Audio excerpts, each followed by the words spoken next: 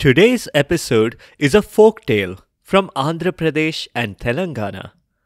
This Telugu folk tale is about a simple-minded shepherd who gets into one ghostly misadventure after another, all because he had his future predicted.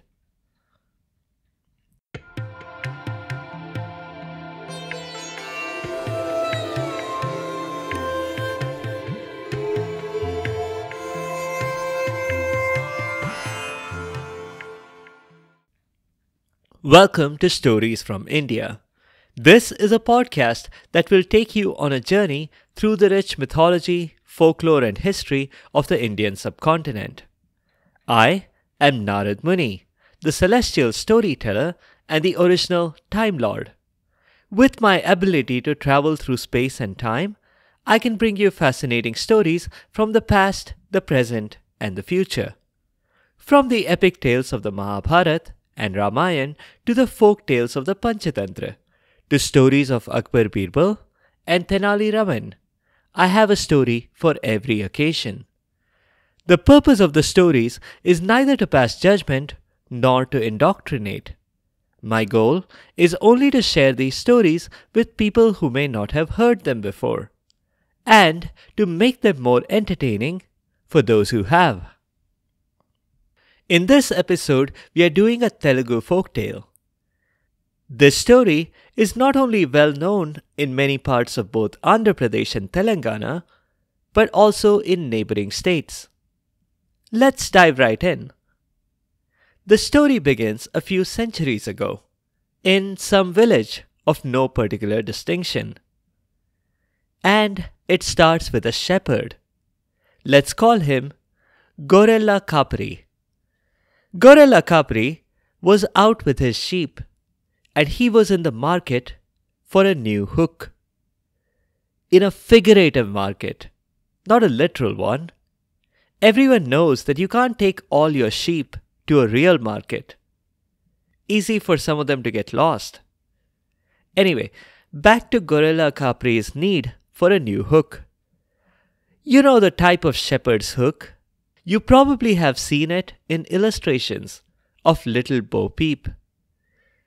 Well, Gorella Kapri had just such a hook, and now it had broken. A shepherd without a hook was like a wizard without a wand. What if, like Little Bo Peep, he lost his sheep and didn't know where to find them? He couldn't very well leave them alone and let them come home wagging their tails behind them. If he had homing pigeons, maybe. But these weren't homing pigeons, these were sheep. And though Gorella Kapri wasn't very smart, he knew that he needed a hook to nudge these sheep to stay on track. Sometimes to prod them, and possibly even use the hook to defend himself and his sheep from wild animals. He couldn't simply order a new hook off of Amazon, seeing as it didn't exist yet. He had to make one himself. So, Gorella Kapri climbed a tree, sat on a branch, and began to cut it with his little knife. Just then, an elderly gentleman from the village was passing by. Observing the scene, he panicked. "Gorella Kapri, what are you doing, dude?" But the shepherd didn't see what was so wrong. Was this the elderly gentleman's precious tree? The sage pointed out that Gorella Kapri was sitting on the branch that he was cutting. That by itself wasn't wrong. But could he consider not cutting it between where he was sitting and the trunk of the tree? Didn't the shepherd realize that when the branch came down, he would too? But no, the shepherd did not understand. This was also confusing for him. It took a little bit of convincing, but the shepherd finally followed the sage's advice. He stood on a nearby branch, placed his turban where he had been sitting, and then cut that branch. When the branch came crashing down, turban and all, that's when the shepherd realized that the turban could have been him. Except his fate would have been a lot worse than the turban, which had only gently floated to the ground. "Master!" he cried, and fell at the elder's feet. "You saved my life!" The elder blushed. "That's all right, just doing my civic duty." "Master, you knew what was going to happen. That means you can predict the future. Please, please, I beg you, unlock the secrets of my future for me." "I say now, my dear old shepherd, you're getting the wrong end of the stick here." But Gorilla Capri was insistent. He wanted to know when he would die. A person who could predict the future should be able to do that right away. It would take only a few seconds for the elder to tell him. Hardly any delay to whatever appointments the sage claimed to be late for. This, the shepherd said, was literally a matter of life and death for him. The sage was exasperated. The shepherd wasn't letting go, and unless he was given some kind of an answer, he might never let go. Finally, the sage said, "Check the length of your nose. When it gets shorter, that's a signal that you're going to pass away." It was nonsense, of course, just to get the shepherd to let him go. But it worked. With that remark, the elder was finally able to pull himself free and to rush away from the scene before the simple-minded shepherd got any more ideas. Gorilla Capri went home enlightened. For a while. But that very evening, anxiety set in. What if his nose had actually gotten shorter? It felt to him that it might have. He needed to check. That evening, he was repeatedly measuring the length of his nose. That was a difficult job, given rulers and tape measures didn't exist yet. His wife, Bharya, noticed and asked, "What are you doing? It's way past your bedtime." Gorilla Capri was too blue to notice the dad joke, and he didn't share what was bothering him. He stayed blue despite Bharya's attempt to cheer him up with songs by Lady Baba and Ed Sheeran. As you can imagine, those two artists were the absolute favorites in any shepherd's home. But it didn't work. Gorilla Capri was worried that his nose was getting shorter. The next morning was no better. Bharya was reminding him that some of the sheep were overdue for shearing, and he needed to take them to the Baba shop. She also reminded him to bring back at least 10 kgs of wool.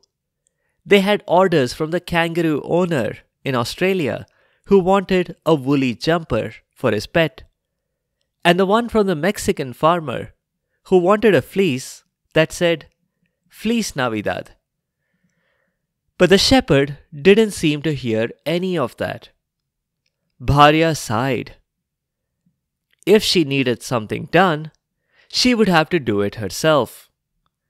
She left, but she did make him promise to do the household chores. Well, Gorilla Capri did not do the household chores. He measured his nose again and again. And on one such measurement, he observed that his nose was a hair's breadth shorter than the last time. Surprisingly, his anxiety evolved into acceptance of his fate. He wrote up his last will and testament on some stamped paper that he had casually lying around. That job done, he lay on the floor tongue hanging out, eyes open and staring at the ceiling. A lily on his chest for extra effect. He was waiting for Yum, the god of death, to come and collect him. But that evening, Bharya came back before Yum. She screamed the moment she entered because none of the household chores were done. And then, when she saw her husband, she screamed a second time. All this while, Gorilla Capri kept waiting patiently, not moving at all. He thought to himself that he probably wouldn't be able to move, considering that he was already dead. So, he kept still through the obligatory processes. His wife smashing her bangles on his chest, his neighbors offering their condolences, only to also offer to take some of the sheep off of Bharya's hands. His rival shepherd even offered to take Gorilla Capri's prized two-wheeler. The slimy vultures, Gorilla Capri thought.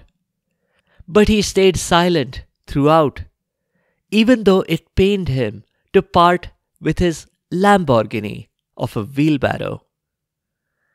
It was even more painful than when his wife had smashed her bangles on his chest. Gorilla Capri stayed silent all the way to the crematorium. The cotton they stuffed in his nose was itchy, and he thought he might sneeze. But somehow he held on. He didn't want to spoil himself for Yum. He wanted to go to the afterlife in mint condition. It was only when they had placed him on the funeral pyre and were about to light it that he got up and said, "Not yet. Yum is not here yet." Imagine everyone's shock. It didn't take much to make people scream and run away in those days of superstition. And a corpse waking up in the middle of the cremation was more than much. The shepherd was left alone. It took a few leaps of the imagination for this simple-minded shepherd to conclude that he wasn't actually dead. Well, for one thing, the cotton stuffed up his nose was itchy and it was preventing him from breathing properly.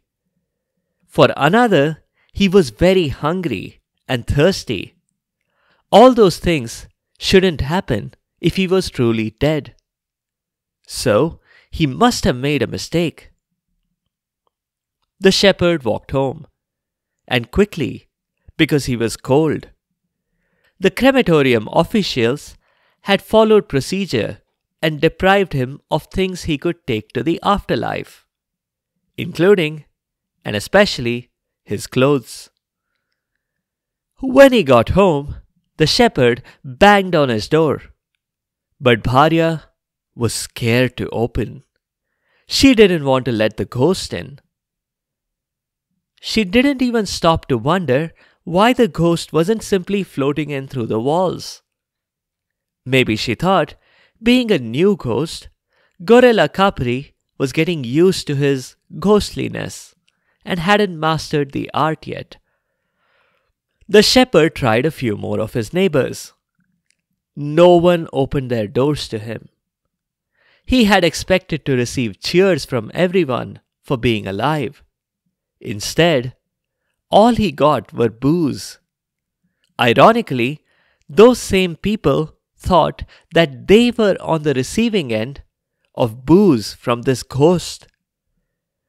None of them believed his lies about all this being a big misunderstanding. They could see right through him. Gorilla Capri was dejected and he decided to try his luck again the next day. He needed a place to rest though, so he went to the temple. The next morning, the priest was hesitant to open his door. The level of haunting he had seen last night from the shepherd's incessant knocking had disturbed him. the priest needed to meditate in the one place where he knew he could find all the answers.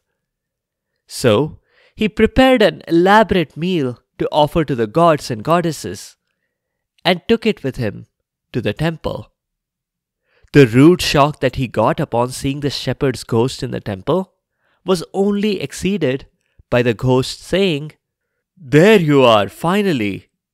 I feel like I've been waiting ages and ages for you." The priest dropped the meal and ran away. Miles away, he paused for breath. He didn't think such a thing could happen.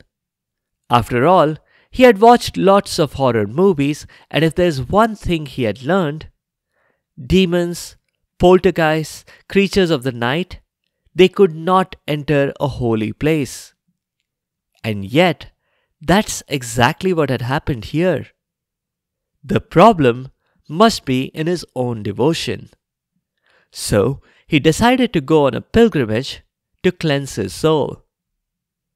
But at least, Gorilla Capri's hunger problems were solved. He still needed clothes though. It was daytime, but it was a bit cloudy, and he was still feeling cold. He decided to go down to the river. That's where the washerman often left his clients' clothes. Meanwhile, back in the village, a policeman had arrived. If there was anyone who could calm these villagers, it was this chap. He was 7 feet tall, 300 pounds, and built like an ox. He had the kind of bushy eyebrows that made evildoers think twice before doing anything wrong. And it was natural to suppose that he might have that kind of effect on ghostly criminals as well. This policeman sought out the sarpanch, or the chief of the village. "What's all this about a shepherd's ghost, eh?" The policeman asked.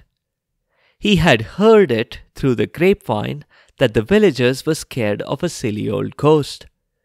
He was here to investigate.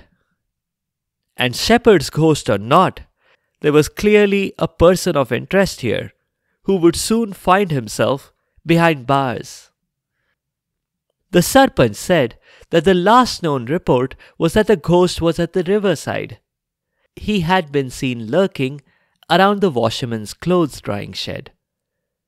So, the policeman forced the terrified washerman to lead him to the shed.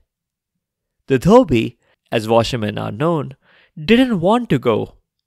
But there wasn't a choice. He was scared of the policeman too. He may have been more terrified of the ghost, but the policeman was here and now. And the ghost might wander away by the time they got there.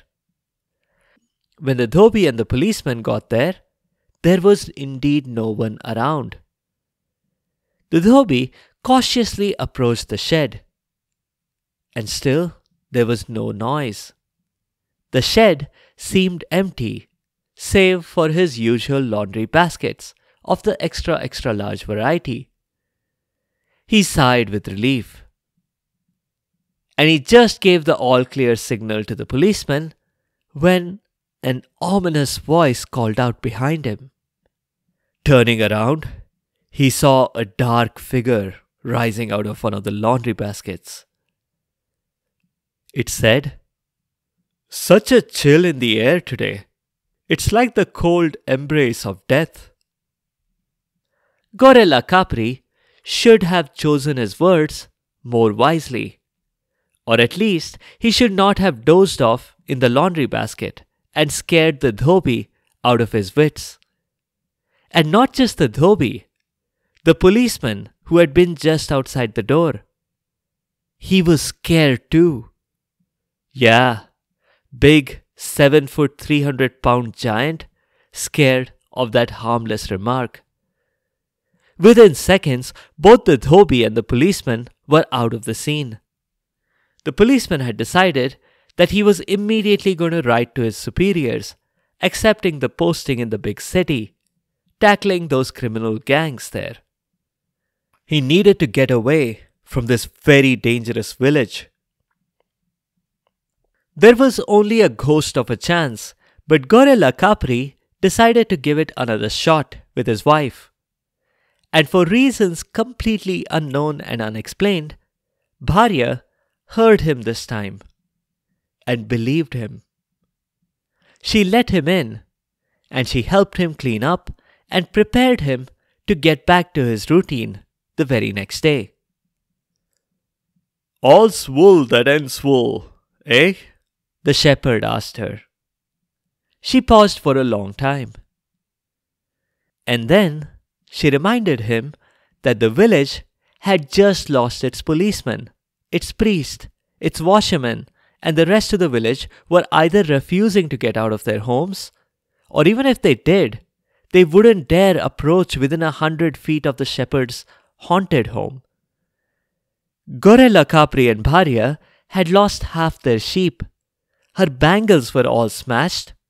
They were being sued by the Australian and Mexican farmers who hadn't received their orders, and to top it all, their Lamborghini, their prized wheelbarrow, was gone as well. So the answer to his question was no. All was definitely not well. He couldn't pull wool over her eyes. But things might get better with time and effort. Lots and lots of effort from him. In fact, why didn't he start right now? He could get off of YouTube for a start and take the sheep out to graze. That's it for this time. Bharya is the Telugu word for wife. Gorilla Capri means shepherd in Telugu. You can see we are keeping with tradition on this show by naming the characters after roles they play.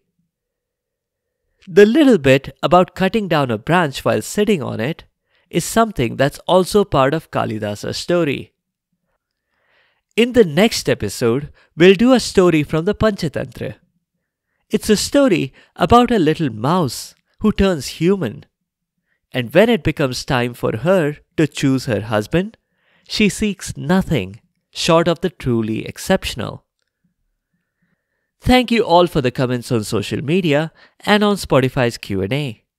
I can't directly reply to the questions there, but I'll address them here on this show. Raj Banga, thank you for your generous comments. I've noted your request to do a story of me, Vishnu and Brahma all together. There's one story featuring all three of us. Episode 80, a beauty contest, that I had judged. Abir and Remind Me also asked for a Brahma story, so you can expect one soon. Vishrut, I have to ask, I'm not sure who is president for life and number one fan of Brahma's fan club. Next time I'm visiting my dad's home, I'll find out. I know that Brahma is a regular reader of the newsletters that his own fan club turns out. So I'll just look it up in that next edition. Jen, Mushroom, thank you for your support. Kyra, yes, Kanakalata's sacrifice is heartbreaking. Sadly, far too many lives were lost in our fight for independence. I had briefly mentioned what the Nagpash did to Ram and Lakshman when Indrajit launched it at them. But I think to do it justice, I have to explain this in a separate episode. There's a whole backstory to this incredible weapon, which at one point used to be a snake. I've added this story to my backlog. Remind Me? To answer your question, yes, absolutely. I am Narad. I have been saying so in all of my 270-ish episodes, haven't I? Shalu, thank you for your thoughtful feedback, as always. If you have any other comments or suggestions, or if there are any particular stories that you would like to hear, please do let me know by leaving a comment or a review on the site sfipodcast.com, or reply to the questions on Spotify's Q&A. You can also find me on Instagram and Facebook. You can listen to the show on all podcast apps, and that now includes YouTube. If you want to send me an email, it's storiesfromindiapodcast@gmail.com. Be sure to subscribe to the show to get notified automatically of new episodes. A big thank you to each and every one of you for your continued support and your feedback. The music is from purpleplanet.com. That's purple-planet.com. Thank you for listening, and I'll see you next time.